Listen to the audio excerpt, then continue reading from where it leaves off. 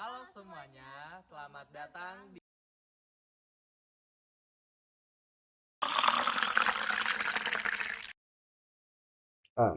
BPM TV.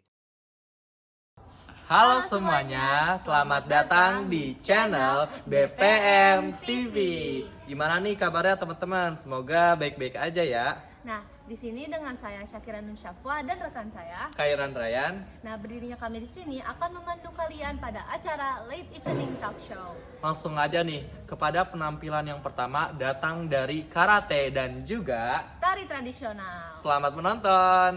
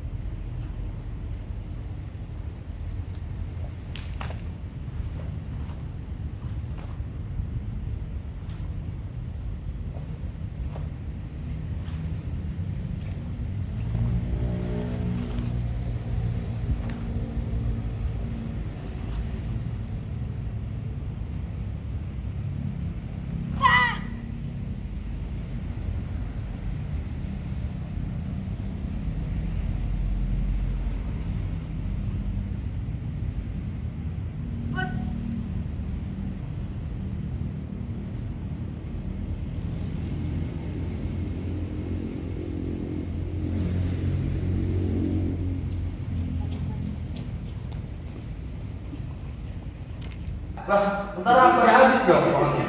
Siapa nih? Wah, gimana nih Kira, tadi penampilan tariannya keren banget ya. Pastinya dong. Selanjutnya kira-kira apaan ya? Selanjutnya bakalan ada pementasan jika aku jadi orang kaya dan Pementasan kuli bangunan. selamat menyaksikan.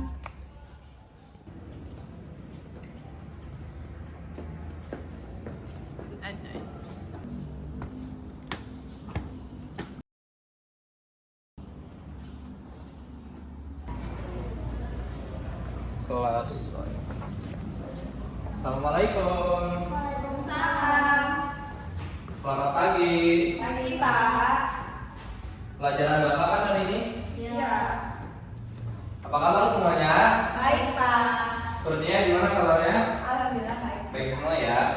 Oke, Bapak hari ini mau menanyakan sesuatu nih untuk kalian.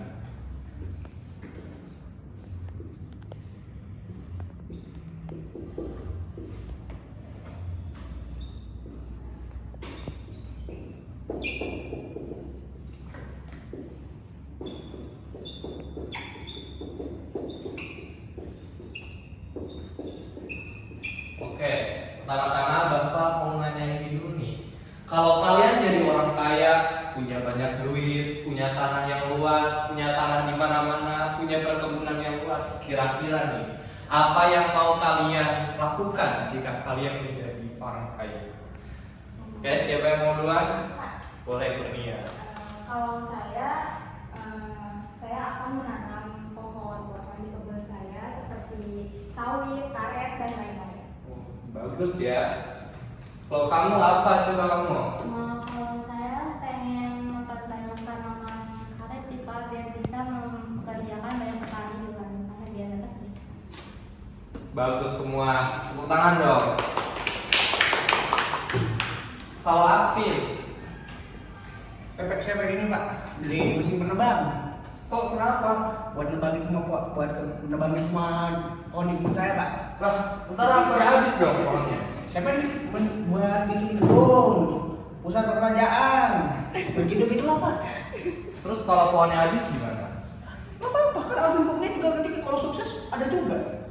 Oh iya.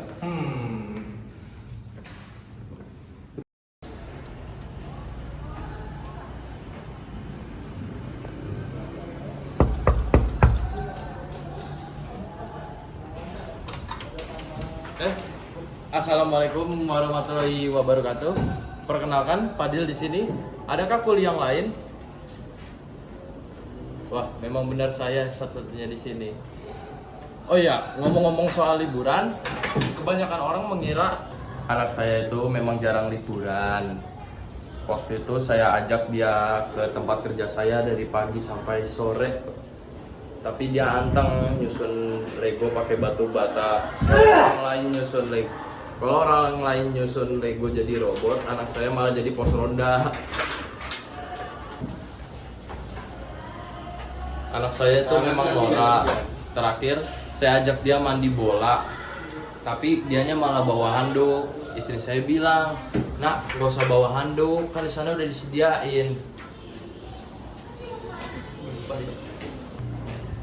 Anak saya itu sering protes kalau dia tuh pengen banget ke Dufan. Jadi saya bawa aja dia ke warnet. Saya bilang, "Nak, itu nak Dufan. Kalau orang lain ke Dufan, pasti dia langsung diantar ke Dufan. Kalau saya tidak, saya bawa dia ke warnet." Tapi meskipun dari warnet, saya jadi tahu Dufan itu banyak wahananya. Salah satunya adalah rumah miring kalau tidak salah. Nah, orang bikin rumah miring, saya masang bata miring aja langsung diomelin sama mandor saya. Ini orang dengan sadar tanpa pengaruh apapun bikin rumah miring. Aduh, ini anak siapa sih yang bikin malu komunitas? Saya Fadil, terima kasih. Wassalamualaikum warahmatullahi wabarakatuh. Teman-teman, penasaran gak sih selanjutnya mau ada apa? Nah, selanjutnya bakalan ada Tanya jawab teks anekdot dan juga pementasan temanku yang malas. penasaran gak sih? Ayo kita saksikan. Ayo.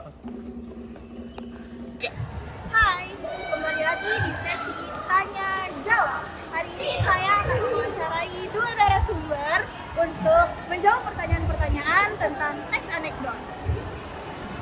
Oke, sebelumnya boleh perkenalkan diri kalian? Perkenalkan, nama saya Naila Jihanaka dan saya Syakira Nusantara. Saya akan menanyakan tentang beberapa teks anekdot. Nah, yang pertama, teks anekdot itu apa sih menurut kalian? Oh, teks anekdot ya. Teks anekdot itu cerita singkat yang sifatnya itu lucu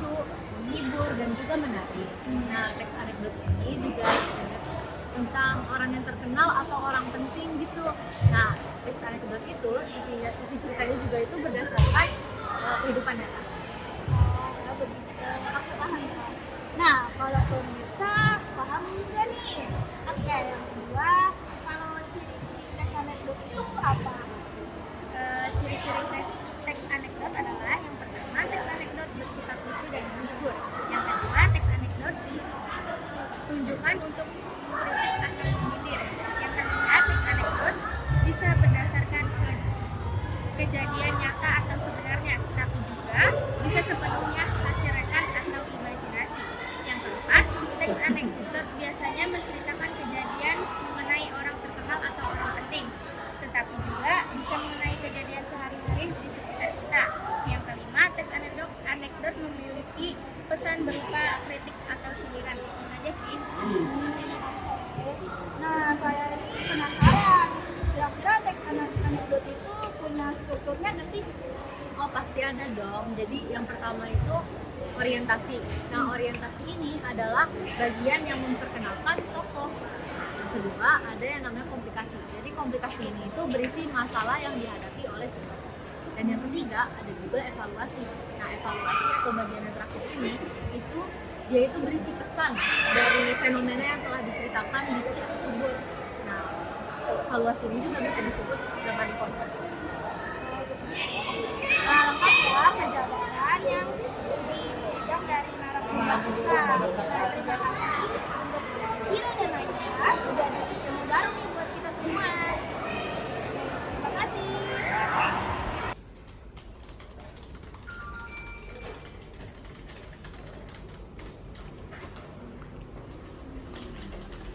Kebenaran sama kamu, Ca. Kamu tuh kalau dikasih tugas kerjanya lama banget. Betul tuh, kalau selesai hasilnya pasti aja berantakan. Saya tuh sampai disumpah Ferry untuk ngulang dulu. Gara-gara lama banget nilainya. Gimana saya dulu? Kan kita ini tidak kenal, dulu aja dong namanya saya bantu. Masalahnya karyawan yang itu ikut ngomongin kamu. Mereka bilang kamu kapan sih bisa cepet tanggap kalau dapat tugas dari atasan dan tidak berbuat kesalahan terus. Iya sih ditanya mulu sama Bang Sula. Kalau misalnya ditanya mulu kitanya gimana? Tenang saja, kalian cukup bilang kalau aku tuh kita tangkap ketika dipanggil atasan. Kapan? Emangnya kapan? Jadi waktu minggu lalu Pak Ferry memanggilku untuk ke kantornya untuk mengambil dan menghitung amplop yang awal bulan selalu aku terima. Udah, kayak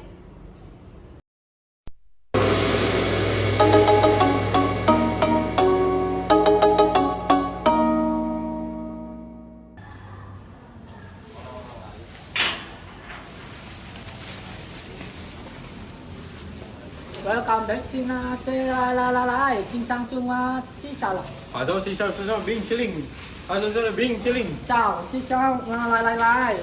Hai. Pesan冰淇淋，恭喜发财。谢谢。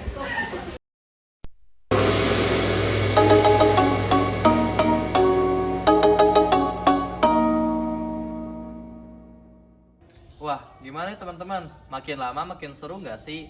Nah, selanjutnya bakalan ada apaan ya? Nah, selanjutnya kita akan menyaksikan tanya jawab, gagasan, dan perasaan. Selamat menonton!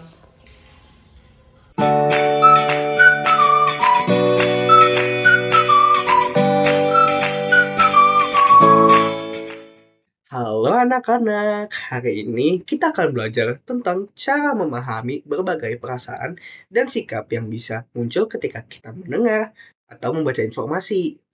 Ada 5 hal yang akan kita pelajari, yaitu simpati, empati, peduli, pro, dan kontra. Yuk kita mulai. Simpati. Apa itu simpati?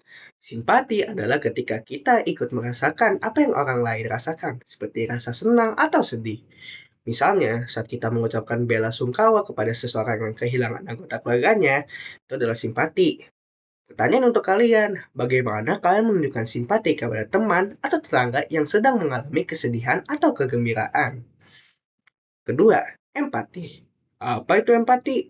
Empati adalah ketika kita benar-benar merasakan perasaan yang sama dengan orang lain. Misalnya ketika sahabatmu menang lomba dan kamu ikut merasa bangga bersamanya. Itulah empati. Pertanyaan untuk kalian. Pernahkah kalian merasakan empati kepada seseorang yang sedang berjuang atau berhasil mencapai sesuatu? Bagaimana rasanya? 3. Peduli. Apa itu peduli? Peduli adalah rasa ingin membantu atau memberikan perhatian kepada orang lain. Biasanya disertai dengan tindakan nyata. Contohnya, ketika kamu menjenguk temanmu yang sedang sakit, itu berarti kamu peduli. Pertanyaan untuk kalian, apa contoh tindakan peduli yang pernah kalian lakukan? Bagaimana perasaan kalian setelah membantu orang lain? 4. Pro. Apa itu pro? Pro adalah ketika kita setuju atau mendukung pendapat atau tindakan orang lain. Misalnya, ketika seseorang memberikan ide yang menurutmu bagus, lalu kamu mendukungnya, itu adalah sikap pro. Pertanyaan untuk kalian, pernahkah kalian setuju dengan pendapat teman saat berdiskusi? Dan mengapa kalian setuju dengan pendapat itu? 5. Kontra. Apa itu kontra?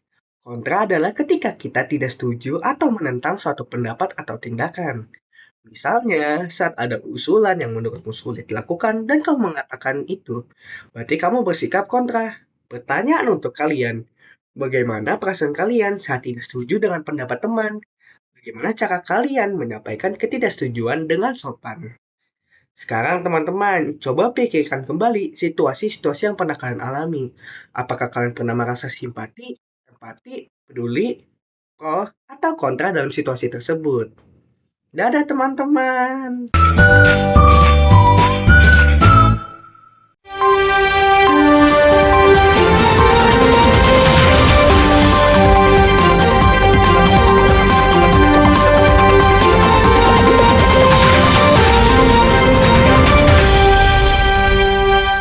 Selain di Bandung Barat, Rumah Sakit Jiwa Daerah RSJD, Dr. Arif Zainuddin Surakarta juga menerima pasien kecanduan ponsel. Tahun ini, jumlah pasien tersebut semakin meningkat. Kepala Instalasi Kesehatan Jiwa Anak dan Remaja, Dr. Arif Zainuddin Surakarta, Alia Himawati, mengatakan fenomena tersebut sudah terjadi sejak 3 tahun lalu. Namun, belakangan fenomena tersebut semakin marak. 3 tahun lalu tuh ada, tapi sedikit. Semenjak ajaran baru ini sekitar 35 orang anak remaja, dan setiap hari itu ada 1-2 orang. Kondisi gangguan kesehatan jiwa mereka berbeda-beda. Pasien dengan kondisi yang sangat parah, bahkan ada yang tidak mengakui dan menganiaya orang tuanya. Orang tua itu nggak dianggap. Kalau mereka bilang, kalau dia tuh turunin dari langit. Isi pikiran tuh yang ada di game aja. Bahasa juga bahasa yang ada di game aja.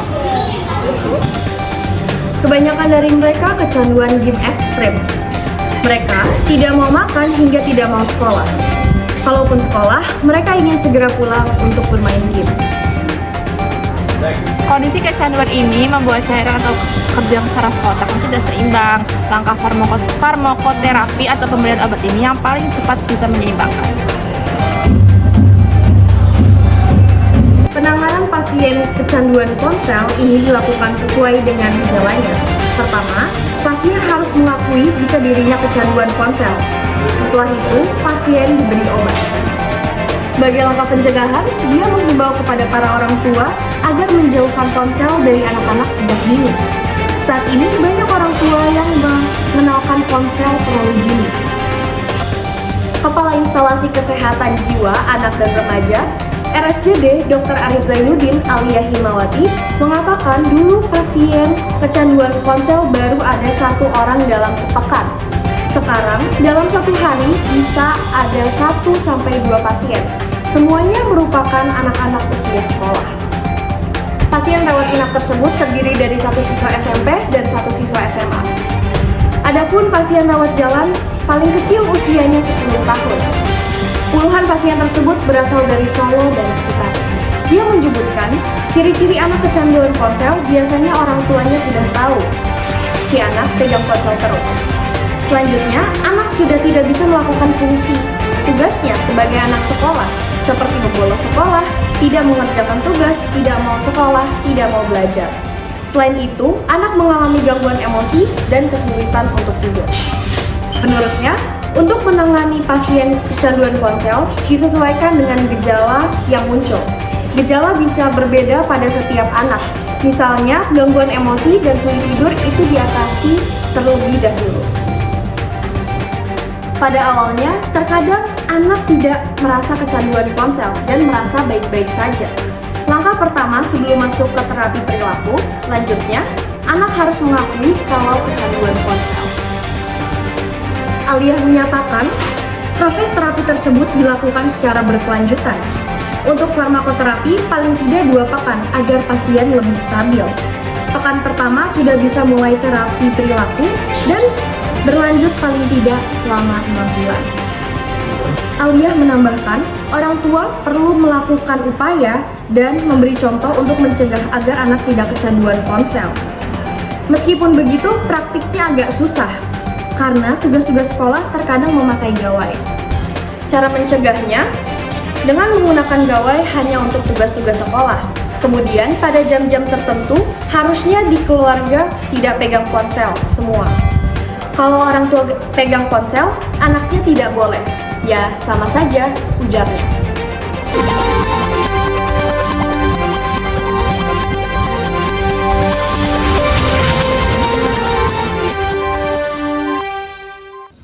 Royan, kau pernah nggak sih ketahuan ngepet? Pernah sih. Emang selanjutnya bakal ada hubungannya dengan ngepek? Ada dong. Jadi selanjutnya kita akan menampilkan pementasan ketahuan ngepek. Gimana ya? Yuk kita saksikan. Ya, gitu kan. Selamat pagi anak-anak. Pagi Bu.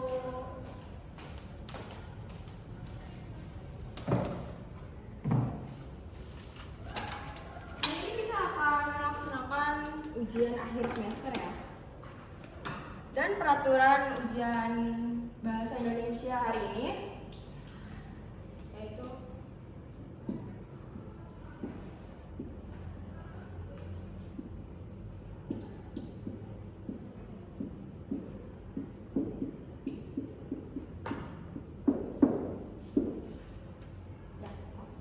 jangan menyontek. Siap, Bu. Oke. Untuk soal sudah saya kirim di handphone ya? Siap, Bu. Sudah ada linknya? Sudah, Bu. Ya. Kerjakan di kertas lembar dan untuk soalnya ada di handphone. Siap, Bu. Oke. Selamat mengerjakan.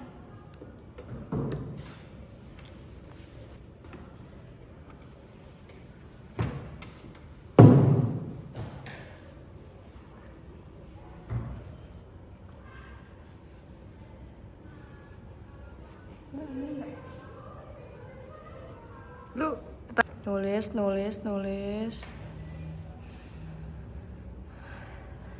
Oke, udah mulai lupa. Aduh, apaan ini semalam ya?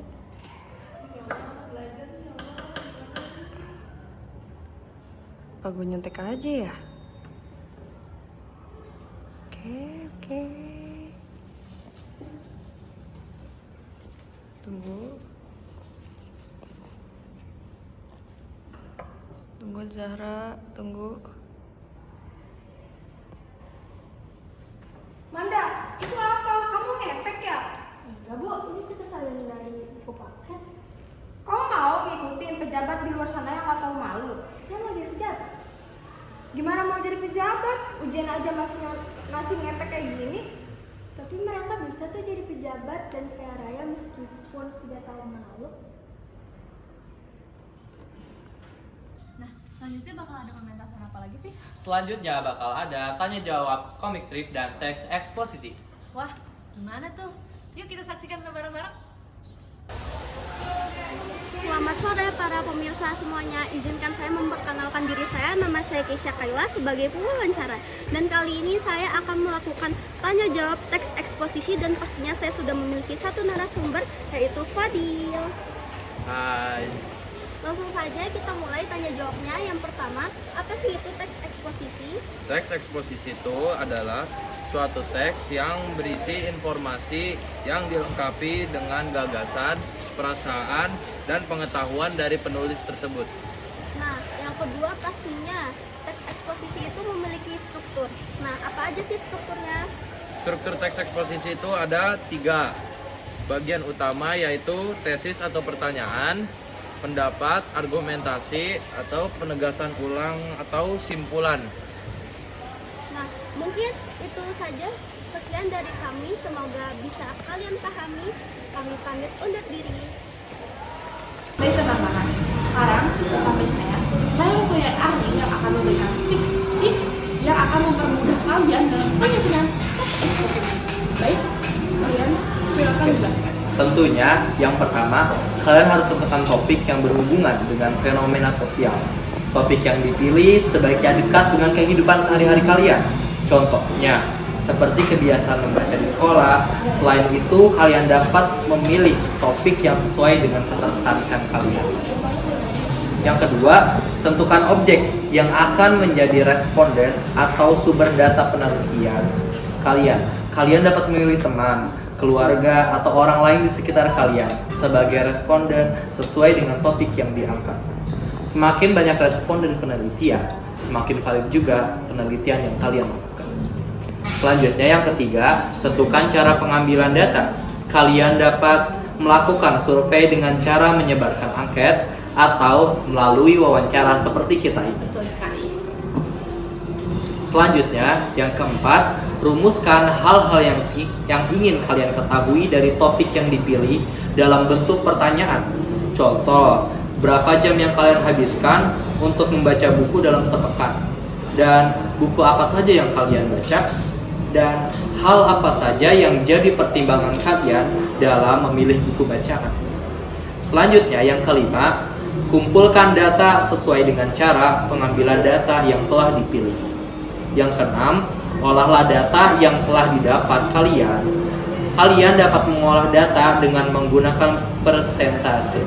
Misalnya, berapa persen yang menjawab A, B, atau C. Ketujuh, sajikan data kalian dalam bentuk eksposisi laporan.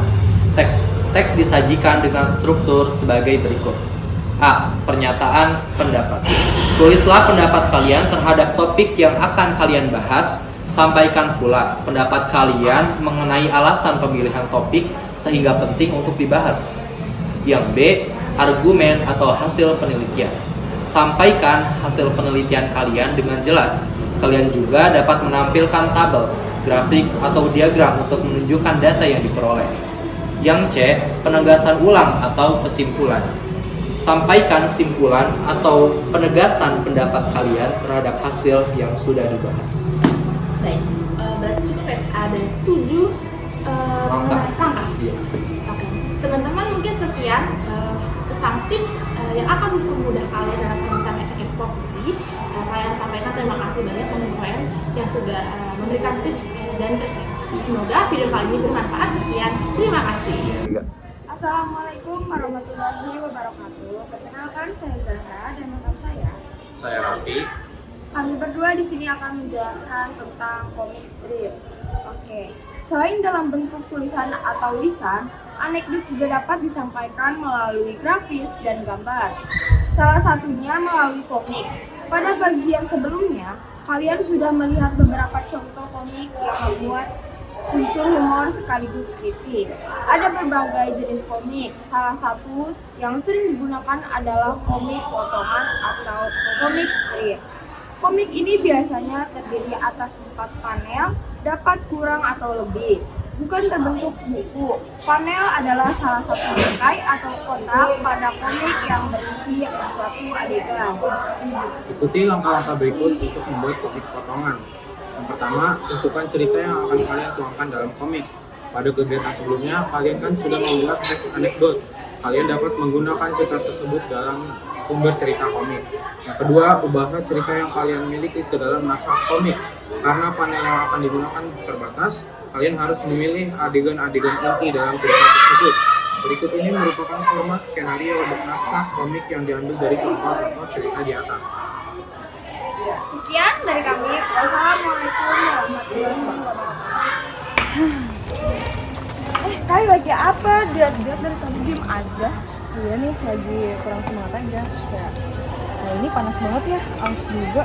Iya, kayak aku udah gak yang ngerasa. Oh iya, kamu ada saran atau apa gitu susu buat peninggi badan? Aku belum ada sih. Apa ya? Kalian lagi ngomongin apa nih? Ini loh, aku lagi nanya sama Kai, susu buat penambah tinggi badan. Oh, susu. Nih, kebetulan gua punya susu yang gua rekomendasiin banget untuk peninggi badan lu Apa itu? dan penuh vitamin, yaitu susu Ultra Raffi.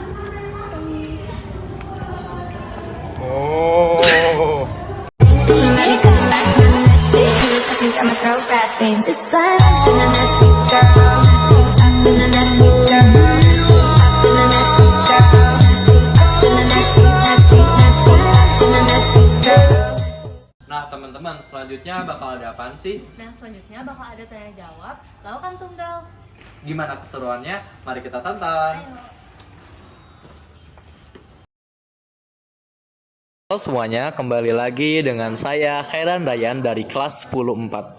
Kali ini saya mau ngebahas tentang satu isu yang memang meresahkan di negara kita ini. Apa sih sebenarnya? Yaitu saya mau ngebahas tentang koruptor, korban pikiran kotor. Mereka enak ya, mereka hidup dengan banyak uang, dengan jabatan tinggi, dan punya kekuasaan, sementara rakyat tersiksa akan kebijakan. Bener gak sih? Kayak misalnya di Arab, pencuri sendal, hanya sendal, tangannya sampai dipotong. Kalau di Indonesia, pencuri uang negara, hukumannya yang dipotong. Kalau di Cina, koruptor itu kepalanya digantung. Ngeri banget gak sih? Tapi kalau di Indonesia, di negara kita, kasusnya yang digantung. Ya gimana mau kelar sih ya? Korupsi di mana-mana, gimana mau cepat selesai? Kalau hukumannya begitu-begitu aja. Selagi ada duit, kayak mereka santai dulu nggak sih? Karena uang perlahan-lahan akan menghilangkan kasus koruptor. Saya bakal ngebahas tentang isu ini sampai 5 menit. Tapi sekarang baru berapa menit ya? Mungkin baru kisaran 2 menit nggak sih? Kalian tahu nggak sih kalau misalnya selain uang yang bisa dikorupsi, ternyata waktu juga bisa dikorupsi loh. Kenapa saya bilang seperti ini? Karena mungkin cukup sekian tentang apa yang telah saya buat, yaitu lawakan tunggal dari Tugas Bahasa Indonesia. Kurang lebihnya mohon maaf. Terima kasih semuanya. Nah, kalian selain ketahuan ngepet, pernah ketahuan ngapain lagi nih? Kalau aku sih pernah ketahuan tidur di kelas. Oh, terus sanksinya gimana tuh? Sanksinya aku dipanggil guru BK. Oh gitu, aku jadi keinget sama pementasan kita selanjutnya nih. Itu ada hubungannya sama itu juga loh. Nah, judulnya itu Indah Pada Waktunya. Nah, gimana ya keseruannya? Mari kita tonton. Nah, nanti bakal diiringi juga sama pementasan selanjutnya nggak kalah seru. Judulnya Sampah dan Nelayan. Ayo kita saksikan. Jadi, ibu dapat laporan kalau kamu di kelas jarang ngerjain tugas dan sering tidur di kelas. Apa itu benar? Iya benar, kenapa emang? Nak, bukannya kamu selepas SMA mau masuk polisi?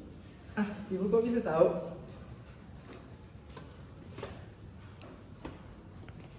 Status ini kan yang kamu buat? Iya bu. Kak,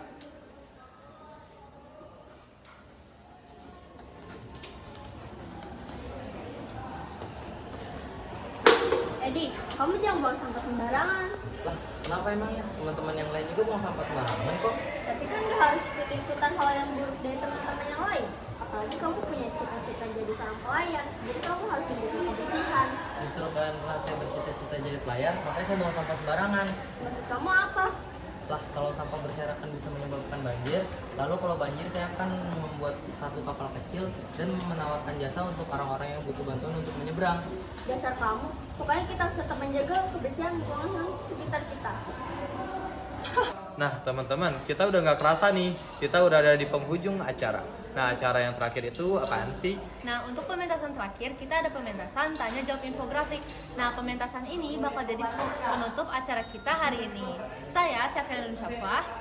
Dan saya Hairan Rayan, pamit undur diri. Terima kasih, sampai jumpa. Halo guys, kembali lagi sama aku Yanina Cahyani. Sekarang kita udah lagi ada di sesi wawancara nih guys. Jadi, ikutin aku. Halo Teteh. Aku boleh izin bertanya nggak? Boleh dong. Aku izin duduk ya. Ya. Aku pengen mewawancara kita berdua nih tentang teks infografik. Aku bacain teks pertanyaan pertama ya. Apa sih pengertian dari teks infografik? Nah, infografik itu adalah media informasi berupa teks yang dipadukan oleh gambar atau grafik atau tipografi atau bahkan ilustrasi, dan biasanya digunakan untuk mempresentasikan data agar mudah dibaca atau dipahami. Oke, pertanyaan selanjutnya itu apa sih jenis-jenis teks infografik? Nah, jadi teks infografik ini ada 3 jenisnya. Yang pertama adalah statis. Statis ini di mana data infografis itu disajikan secara sederhana tanpa adanya audio ataupun animasi apapun. Nah, berbeda nih sama jenis yang kedua. Kalau jenis yang kedua itu namanya animasi. Jadi animasi ini terdapat gambar yang bergerak dan dia juga terdapat elemen audio dan visual. Nah, kalau yang ketiga itu ada yang namanya interaktif. Jadi kalau interaktif ini kita tuh dapat melakukan interaksi terhadap data infografis yang telah disajikan. Untuk yang terakhir ya, aku nanya sama teman berdua, apa sih manfaat dari teks infografik itu sendiri? Nah, manfaatnya pastinya yang pertama itu meningkatkan brand awareness, yang kedua itu untuk meningkatkan optimalisasi SEO. Nah, lanjut apa gini kira? Oh ya, infografis itu juga bermanfaat banget karena dia itu mudah dibagikan, dia itu juga menunjukkan minat membaca sama sebagai media promosi yang efektif. Oh, jadi begitu ya. Jadi gitu guys, beberapa pertanyaan yang aku berikan kepada teteh-tetehnya dan juga jawabannya. Kapan-kapan lagi.